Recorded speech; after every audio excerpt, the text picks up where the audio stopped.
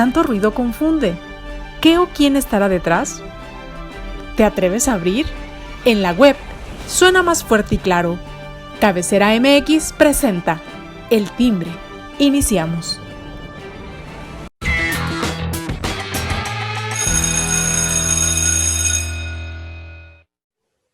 ¿Qué tal, amigos? Muy buen día, me da mucho gusto saludarlos. Ya es viernes. ¡Ah, qué lluvia, eh! ¡Qué lluvia la de anoche y la de ayer en la tarde! Bueno, pues esta tarde, como buen día de San Juan, ¿verdad? Cayó un aguacero tremendo, de esos marca Guadalajara, como suele llover en nuestra ciudad. ¡Qué lluvia! Pero bueno, ya estamos aquí en El Timbre, hoy viernes, fresca mañana, y con gusto de saludar a mis compañeros en este día. Eli Oropesa, ¿cómo estás?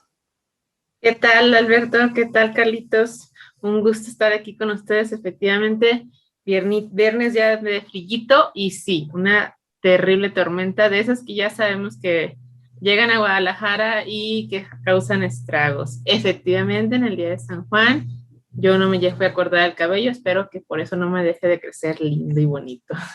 No son ustedes. Mira, qué supersticiosa me saliste. Esperemos que no me afecte porque sí se me olvidó. Bueno. Ok, bueno, pues esperemos que no. Carlos Bagay, ¿cómo estás? Bien, gracias, Alberto, Eli, ¿cómo están? Buenos días.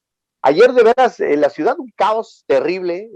Yo soy de esos que se ponen nerviosos cuando empieza a llover, porque incluso, aunque vengas por zonas que no está lloviendo fuerte, sabes que te va a llegar el agua por las calles en las que sí está lloviendo terriblemente, ¿no?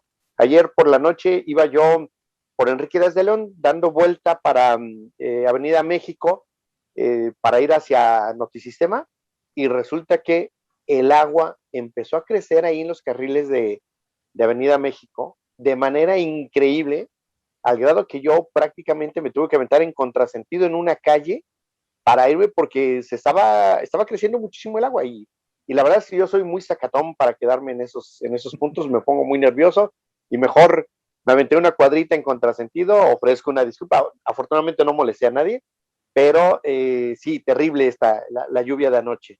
Híjole, pues lamentable, digo, lo que ocurre, desgraciadamente siempre es pues el sufrir, el batallar de cada año con estas lluvias, pero bueno, pues las autoridades deberán de hacer algo al respecto, pero bueno, pues en puras promesas nos quedamos. Vamos a los temas el día de hoy que tenemos para usted, y gracias por acompañarnos a todos ustedes que nos miran a través de las redes sociales de Cabecera.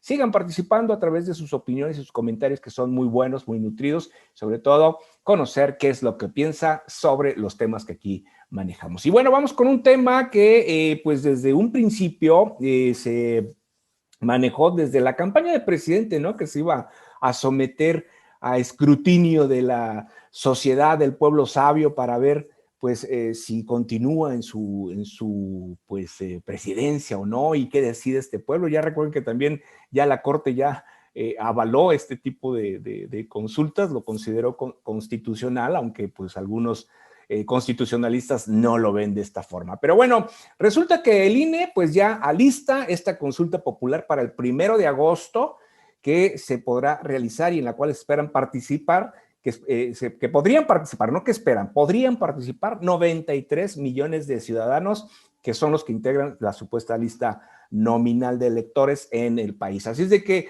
y a la par, pues en Jalisco también se pretende hacer lo propio. Así es de que, bueno, es el tema que vamos a iniciar. Carlos, ¿tú traías algo de información fresca con respecto a este tema? Fíjate que ahí viene la trampa. El presidente sale con la de que no hay mucha lana, ¿no? Y le dice al INE, tú tienes lana, no me pidas más, arma la encuesta, perdón, la consulta sin mí, la programan para el primer domingo de agosto, y resulta que el INE dice, bueno, creo que todavía no es 100% un hecho, pero dice, a ver, yo no tengo lana, pero claro que te puedo hacer tu consulta. Si no me vas a dar dinero extra, te la vamos a hacer, ¿qué te parece? En nuestros consejos, en nuestros 300 consejos distritales, nuestras 300 oficinas que tenemos en todo el país, en lugar de llevar urnas a cada sección distrital, pues vamos a tener 300 puntos de votación en todo el país. ¿Qué significaría? Que en cada uno tendría que votar más o menos 100,000 personas para que fuera válido. porque se necesitan más de 30 millones de votos para que sean válidos los resultados de esta, no para que sean válidos, para que sean vinculatorios los resultados de esta encuesta. Hay que recordar que la encuesta, que la consulta, disculpen, en realidad terminó en un bodrio de pregunta bien rara que le hizo favor la Suprema Corte de corregirle ahí la plana y le dijo a la Corte, a ver, Andrés Manuel, si quieres una consulta, la pregunta tendría que decir, ¿estás de acuerdo o no en que se lleven a cabo las acciones pertinentes con apego al marco constitucional y legal para emprender un proceso de esclarecimiento de las decisiones políticas tomadas en los años pasados por los actores políticos encaminados a garantizar la justicia y los derechos de las posibles víctimas? O sea, para el caso, ¿quieres que nos pongamos a trabajar en impartir justicia o no? Y creo que es evidente, ¿no?, que a la gente no le va a interesar mucho esa pregunta y dar respuesta, al menos esa es mi opinión. Si quieres empezamos con la encuesta, con la consulta del INE y luego nos vamos a la local. Así es, así es. Bueno, pero esta pregunta, deja, habrá quien la pueda interpretar todo lo que esto quiere decir. Ya tú nos lo dijiste, ¿no? Claramente qué es, ¿no? ¿Quieren que haya justicia o no? O seguimos como estamos, ¿no? Abrazos, no balazos, ¿verdad? Tan fácil que era decir eso. Eli, ¿cuál es tu opinión con respecto a esta consulta? Mira. Bueno, pues efectivamente, reiterar aquí lo que ya mencioné a Carlitos, pues es una falacia esto, es una total mentira, es un engaño del presidente, como ya lo hemos visto. En efecto, se empeñó en que se hiciera su llamada consulta popular para que el pueblo sabio diga, y entonces ya habíamos tenido varias facetas de este proceso. Al final de cuentas, como bien dice Carlitos, le arreglan la plana, le acomodan la pregunta y bueno, vámonos así. Pero no podemos dejar de señalar que todo en esta vida cuesta. Y a pesar de que se diga que no podría tener un costo y que lo van a hacer en los consejos distritales, pues el papelito, imprimir papel cuesta, usar tinta cuesta. Y estaba yo leyendo hace rato que se hablaba de un porcentaje que en realidad va a costar alrededor de 528 millones de pesos, o sea, esta dichosa consulta, dicho por los propios personajes del INE, o sea, las propias personas que integran al INE. Yo me pregunto, ¿cómo es posible que estemos realmente en una situación en la que pues, se puede gastar esta cantidad de dinero, en la que se pueden hacer este tipo de absurdos, porque es un absurdo, el hecho, como bien lo dicen, o sea, pues, si me preguntas, quiero que se haga justicia, pues se va a hacer, pero ¿por qué me tendría que estar preguntando eso cuando se supone que por lógica y por donde estás tú y lo que te compete lo tienes que hacer? O sea, la ley no se consulta, no se pone a consulta. Yo quisiera saber a quién en qué persona con sano juicio le puedes decir, a ver, vamos a consultar si quieres que busquemos o no a la persona que se robó tu carro, que se llevó a tu familiar. Pues claro que no, eso no pasa, eso es un absurdo. Y esta parte en la que el presidente está empeñado en irse contra los expresidentes, pues es una tontería. O sea, deberíamos estar pensando en lo que le está preocupando realmente al país. Ahora, ¿cuántas personas salieron a votar? Ya lo vimos en el proceso electoral.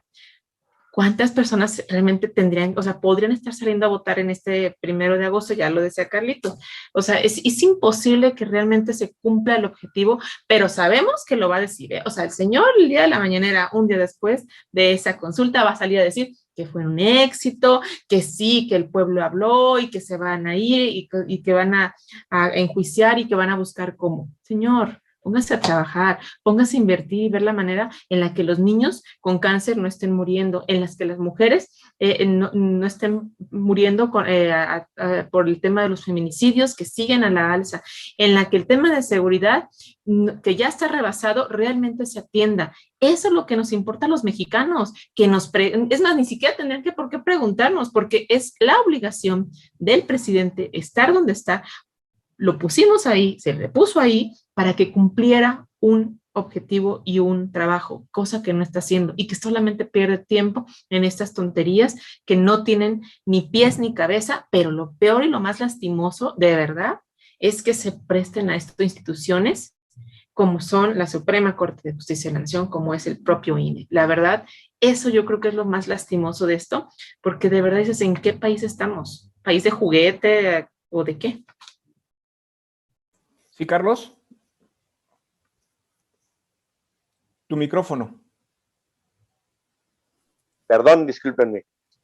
Yo creo que en el caso tanto de la Suprema Corte como del INE no tienen opción, es decir, lo hacen su parte porque es su obligación y porque una vez hecha la solicitud, se tiene que atender y se le tiene que dar trámite.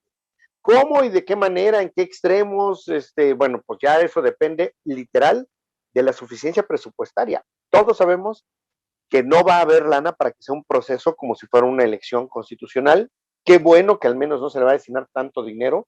Y me parece que la salida, ya que el presidente dice que no hay que destinarle mucha lana, la salida que le va a dar el INE, que podría ser esa de vamos a hacer la consulta en los 300 consejos distritales, es decir, ya me imagino yo, a lo mejor la gente que dice, bueno, vamos al consejo distrital del 4, ¿no? Los que viven en Zapopan, y que les toca ir por ahí atrás en la zona de Ávila Camacho y de la colonia Seattle, a lo mejor sí van, pero la gente que vive en Colotlán, no creo que vaya a Tequila, ¿verdad? A votar, ¿no?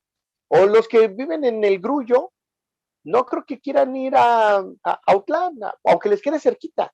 No creo que quieran ir a hacer fila, a presentar su credencial de elector, a emitir su voto, bueno, su voto, porque si es una consulta. Yo creo que no será exitoso en términos de participación.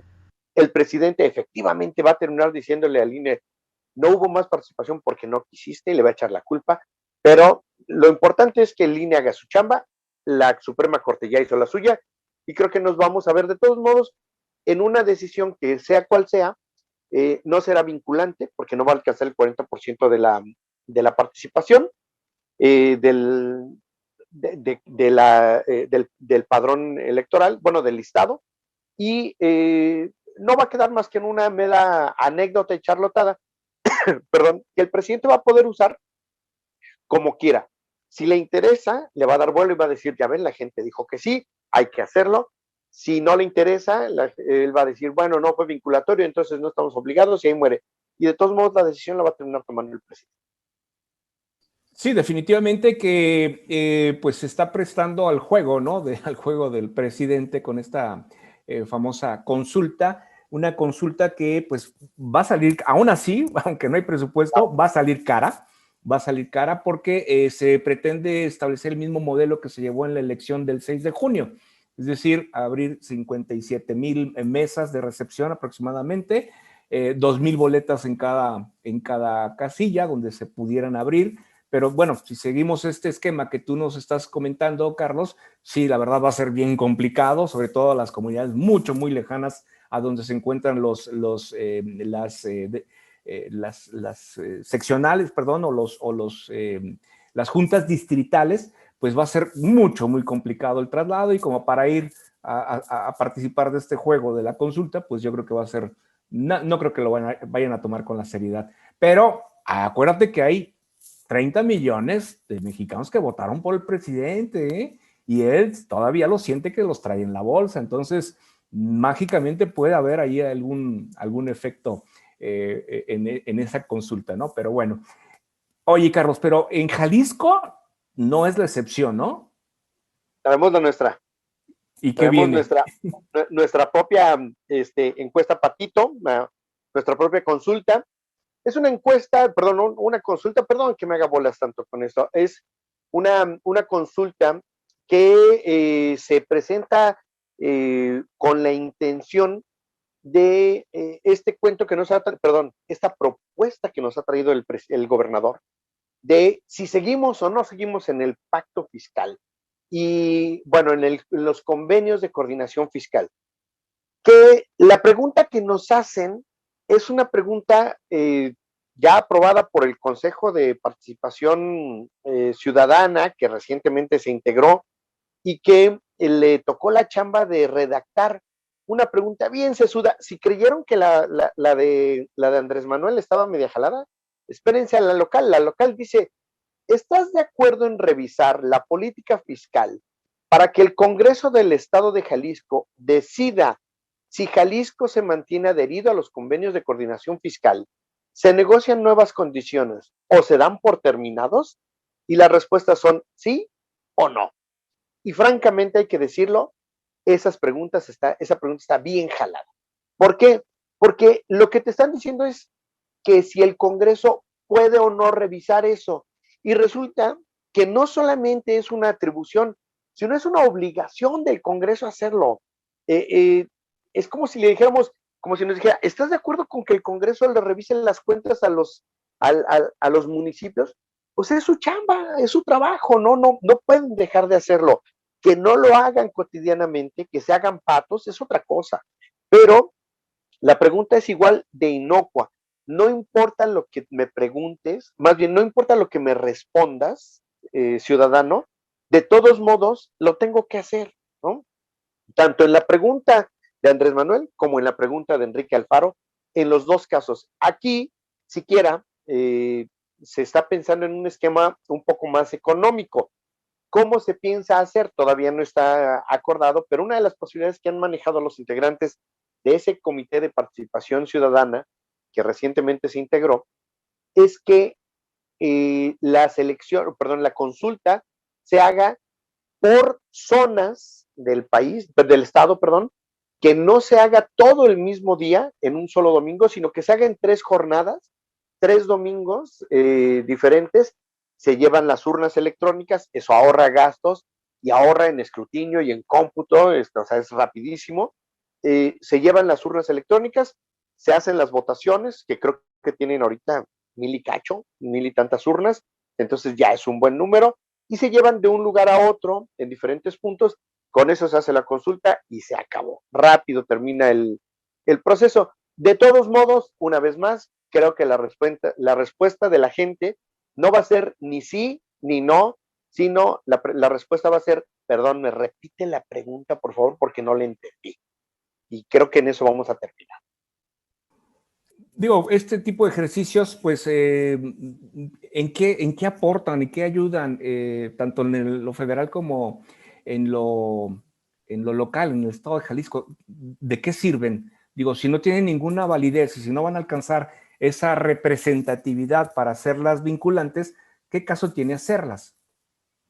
Yo creo que en ambos casos, a ver si Eli está de acuerdo conmigo, en ambos casos es un mecanismo para que el gobernante que las manda a hacer, es decir, Andrés Manuel y Enrique Alfaro, ambos, validen una decisión que ya tienen tomada. No sé cuál sea, pero la validan, ¿no? Quieren decir: la gente ordenó esto, la gente decidió esto y le vamos a hacer caso, cuando sabemos que no es sino una jalada. Bueno, desde mi punto de vista es eso, ¿no? No tiene más trascendencia que ella. Eli. Pues yo valido lo que tú dices, Carlitos. Yo justamente lo valido porque yo lo iba a decir más feo, ¿verdad? Pero el eufemismo que usaste me gustó. A ver, habría que preguntarle, yo creo, a Andrés Manuel y a Enrique Alfaro: ¿para qué te sirve? O sea, ¿qué quieres demostrar? Porque insisto, o sea, la gente nos importan otras cosas. Efectivamente, podrían ser mecanismos, no, quisiera decir realmente democráticos o que sirven para la participación ciudadana, pero en el fondo sabemos que no es cierto. Porque algo que también no hemos tocado a fondo aquí, o sea, no es una mentira, no es algo que se esconda, ¿cómo se va a mover a la gente que sí van a llevar a que vote? O sea, lo que ya hemos visto en otros momentos. O sea, todo ese movimiento, ese recurso que se deroga para que poder llevar a la gente que yo quiero que vaya y que vote a mi favor, es al final de cuentas algo que termina por entonces entorpecer el mecanismo que supuestamente es de una de participación ciudadana, ¿no? Porque, bueno, tú eres más experto en eso, Carlitos, pero pues habría que entonces hay que sacar, si fuese posible, los porcentajes, ¿no? Los porcentajes reales de la participación que existe de la gente que sí le interesa ir a votar por eso, ¿no? Por esas preguntas tan interesantes, o de la gente que está llevada, motivada, obligada, no sé cómo decirlo, comprada para ir a hacerlo. Y entonces, insisto, o sea, bueno, me gusta ser muy pragmática, muy práctica en el tema, pues, ¿cómo es posible que gastemos tiempo, dinero, invirtamos cuando hay cosas más importantes? ¿Cómo es posible que se deroguen ese tipo de gastos y que no son gastos? O sea, lo que queda en el tema nada más institucional, en tema del IEPC, bueno, se puede contabilizar, pero todo lo que se va a sacar para que no, para poder llevar a la gente y que al menos tenga un poquito de validez la consulta, eso es lo que realmente pues daña o molesta. A mí en lo personal me molesta. Creo que mucha gente también. A ver, vamos a la pregunta central que hacías, Beto. ¿De a qué nos sirve? Pues yo quiero saber, señor gobernador, se supone que la gente votó por usted para que usted hiciera las cosas que son mejores para nosotros. O sea, ¿por qué tienes que venirme a preguntar? ¿No? O sea, si lo que tú buscas es una validación, como bien lo dice Carlitos, de lo que ya vas a hacer, pues, o sea, termínalo haciendo, porque de todas maneras, a la gente de a pie, a la gente que sale a trabajar, a la gente que le importa llevar pan a su casa, que no le roben, que no le vayan a matar por robarle un celular, que no le vayan a matar por robarle su carro, le vale absolutamente nada esa consulta y no le va a importar realmente ir a contestar sí o no. No va a perder, ¿cuánto te gusta? ¿O 2 horas de su vida para ir a contestar una consulta que al final de cuentas tendría que ser algo que tienes que hacer tú como gobernante? Yo creo que la verdad, al final de cuentas es tiempo perdido, es una situación de recursos innecesariamente mal aplicados y que obviamente pues también habrá que ver ahí cómo se presta ese tema de la llamada corrupción, ¿no? Pues insisto, o sea, la gente que van a llevar, porque sabemos que van a llevar gente a votar, no va a ser gente que va a ir de buena fe o porque realmente está convencido de que va a haber un cambio en la justicia en México, en el caso nacional. En el caso estatal, por Dios, o sea, todo el mundo queremos que nos vaya bien. Entonces, señor gobernador, usted tendría que hacerlo sin tener que ponerse a preguntar. Pues son obviamente, bueno, ya ustedes lo dijeron, son consultas totalmente manipuladas, manejadas, a efecto de poder sacar lo que ya Carlos decía, ¿no? Ya tienen el as bajo la manga, nada más hay que como que tratar de validarlo a través de esta consulta, si se le puede llamar, o si alcanza el término como tal, ¿no? Pero bueno, vamos a esperar a ver qué ocurre. El 1 de agosto es la federal y bueno, aún no se define todavía, en el caso de Jalisco, la forma, el mecanismo. Ya Carlos nos comentaba cuál era la propuesta de que se hiciera y bueno, pues mucho más económica el uso de estas urnas electrónicas. Pero bueno, vamos a ver qué trasciende. Y oigan, cambiando y yéndonos también a un tema de índole nacional, pues bueno, el asunto vuelve a tomar impacto el asunto de Rosario Robles, en donde pues se ordena el juez que lleva el asunto, juez de tercero del Distrito de Amparo en materia penal de la Ciudad de México, Augusto Octavio Mejía Ojeda, ordenó llevar a cabo una nueva audiencia para revisar dicha medida cautelar, es decir, que probablemente, si así lo considera el juez, podría Rosario Robles obtendría la prisión preventiva. Se revisará pues esta medida cautelar. ¿Cómo ven esta noticia? Hay que recordar que Rosario Robles fue detenida en agosto, estaba según refiriéndome, agosto del 2019. Vamos a ver qué es lo que ocurre. Su opinión, Carlos, ¿cómo ves esta situación? ¿Justa, no justa? Se ha discutido mucho este tema, que no ha tenido las garantías necesarias y suficientes Rosario Robles, ¿no? Mira, yo no sé si ha tenido o no ha tenido las garantías que le corresponden. Lo que sí me queda claro es que es la única que ha sido encarcelada por ese tema.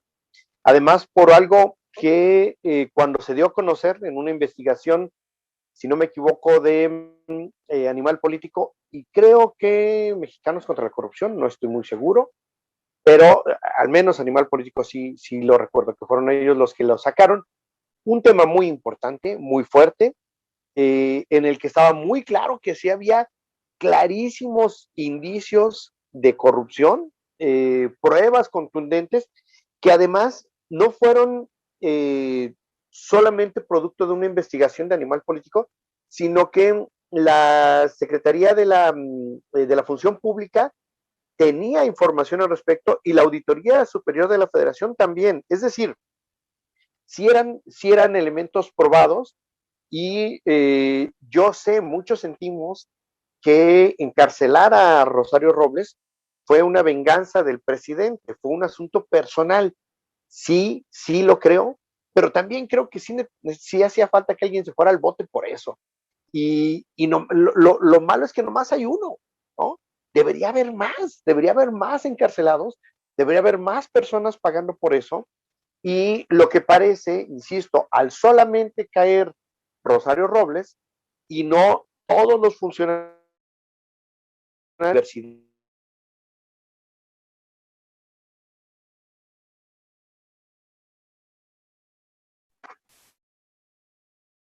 Perdón, ¿me corté?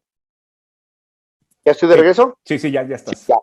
Decía, en todo este proceso, todos hubiéramos querido que se vieran más personajes detenidos, más individuos, la gente de las universidades que estaban involucradísimos, porque fueron muchas universidades.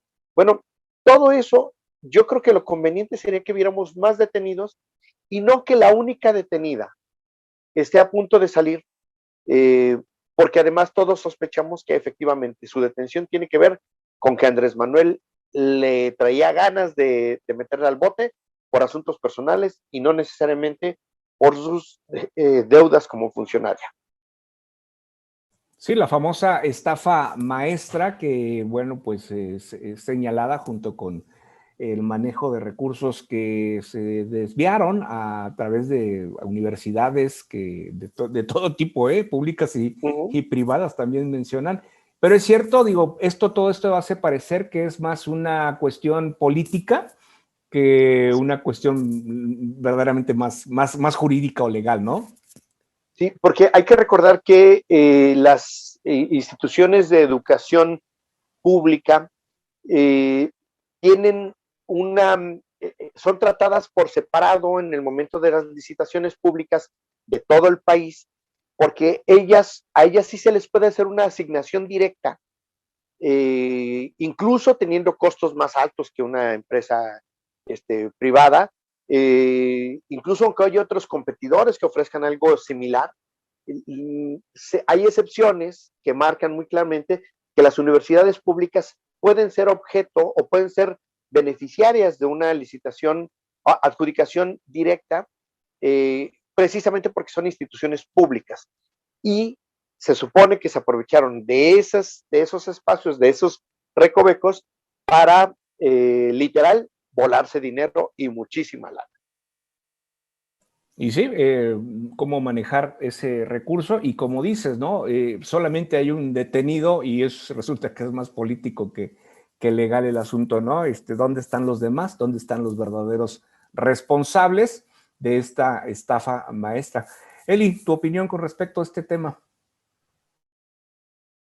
Pues sí, sí lamentable, como bien lo comentan, el hecho de que pues la justicia sea a modo, sea para unos cuantos, o sea, es un tema que finalmente lo podemos ligar a lo que veníamos hablando anteriormente. O sea, esperamos como mexicanos que si hubo un delito de esa naturaleza, porque sí es también muy lastimoso el solo hecho de pensar que la Secretaría de Desarrollo Social, que es una secretaría que se le dotan de recursos para ayudar a los más necesitados, haya sido el vehículo para poder sacar dinero, robarse dinero, eso sí es muy lamentable, porque pues sabemos cuál es la situación de México en cuanto a los niveles de pobreza que tenemos, y entonces pues uno no deja de pensar, ¿no? ¿Quiénes se vieron afectados por estos actos que realizaron en su momento? Pero efectivamente, o sea, si es un asunto que nos duele, que sí es, que lo escuchas y te da coraje, pero volvemos al tema. Entonces, en este caso hubo justicia, ¿por qué? Porque encarcelamos a una sola persona y esa persona es alguien que me cae mal, ¿no? O sea, es así de fácil y de sencillo. Y desgraciadamente, pues también hemos visto que la intromisión del presidente en estos temas, entonces ahorita, ¿qué es lo que puede llegar a pasar, no? A lo mejor le dan el amparo, se va a su casa, y pues va a ser otra el Bester Gordillo, que va a estar desde su casa y haciendo lo que quiere, y entonces donde realmente quedó la justicia, donde se busca que se dé a conocer que se recupera parte de eso, que no vuelve a pasar. Sobre todo yo creo que en un tema de justicia uno busca, uno humanamente desea que la persona que ejerció un mal y que llevó a cabo una mala acción tenga un castigo, pero sobre todo que no se vuelva a repetir. O sea, esa es la parte también importante. Y eso es lo que no se está viendo. No solamente tenemos un manejo de fichas de acuerdo a intereses políticos y personales que el presidente mueve, y sin embargo, pues el hecho lamentable sigue ahí sin atenderse. Entonces, ojalá que no quede, como insisto, una anécdota más en la historia de México, de una mujer que también hizo muchas cosas graves, que estuvo en la cárcel un tiempo porque él había tenido problemas con el presidente, y después pues logró salir a través de un amparo, así como ya lo vimos con repetida, como la historia repetida del Bester Gordillo. Pues si así es como quieren juzgar a los expresidentes, pues bueno, ninguno tendría miedo, ¿verdad, Carlos? Sí, seguramente es una forma muy suave de recibir castigos, ¿no? Es como los papás que somos malos para castigar, ¿no? Y ya después de que regañamos al hijo, a la hija, bueno, está bien, ya, pero para el otro no lo vuelves a hacer, ¿eh? Ya, con eso termina el asunto. Sí, aquí, como bien dice Eli, lo importante es no solamente el acceso a la justicia, sino la reparación del daño y las medidas de no repetición. Las garantías de no repetición son importantísimas. El problema es ese en nuestro país. Vemos que la gente delinque, ¿sí? Vemos que nadie paga, y vemos que además a quienes delinquen se les premia. Entonces, el incentivo que tenemos o que tiene nuestra sociedad es: pórtate mal, de todos modos nadie te va a agarrar, y si te agarran, puedes salir, y cuando salgas, te puedes ir a burlar de la víctima y no va a pasar nada. Entonces, es un terrible precedente, un muy mal estímulo, ¿no? Porque no hay alicientes para portarse bien. Todos los estímulos, todos los alicientes que existen, que proporciona la autoridad, es: pórtate mal, de todos modos no pasa nada. Pero para eso va a ser la consulta, entonces, para ver si se aplica o no se aplica la justicia. Bueno, a ver si ese es el país que tenemos, ese es el país en el que vivimos. Desgraciadamente, bueno, pues el tiempo se acaba y vamos a tener que despedir el programa este día de hoy, viernes. Gracias, Carlos, gracias, Eli, por su compañía. Yo lo espero a usted el próximo lunes aquí en El Timbre. Que tengan un excelente fin de semana. Hasta entonces.